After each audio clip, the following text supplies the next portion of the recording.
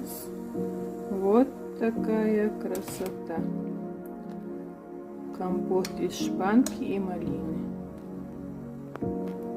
Насыщенный. Примерно больше килограмма шпанки добавила и 1 банку малины. И выключаю. Вот такая у нас получилась красота. Малина, конечно, развалилась, а шпанка целая. Всем привет, друзья! Сегодня буду делать огурцы, но чуть-чуть по-другому. Зеленый лук, укроп, петрушка. Помыла, сейчас нарежу огурцы. Уксус добавлять не буду, горчицу добавлять не буду, чуть-чуть добавлю чеснока. В общем, приготовлю по классическому рецепту. Смотрите, добавила соль, добавила черный перец горошком и молотый, добавила душистый перец, чуть-чуть лавровый лист, 3 листика и чуть-чуть свежего чеснока. И зелень вся была сегодня свежая.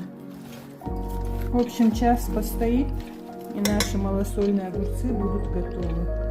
Сегодня не добавила я уксус, но подсолнечное масло решила чуть-чуть добавить, 2 столовые ложки.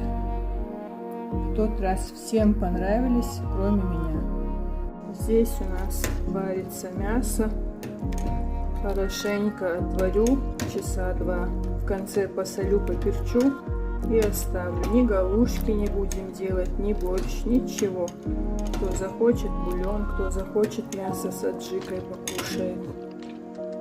Очень жарко, даже возиться не хочется. Здесь у нас калмыцкий чай, утром готовил. Завтрак был, как любит мама, то вером, калмыцкий чай и яичница из домашних яиц и капуста квашеная. Здесь у нас настаивается вкусный насыщенный компот. Правда, не сладкий, но нельзя нам сладкое, потому что у мамы аллергия.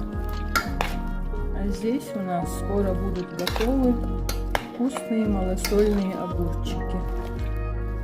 Не маринованные, а именно соленые.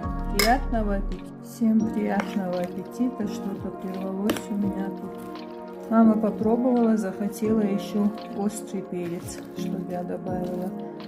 У нас был и замороженный, и сушеный. Я замороженный нарезала и добавила. Готовьте с удовольствием, кушайте с аппетитом.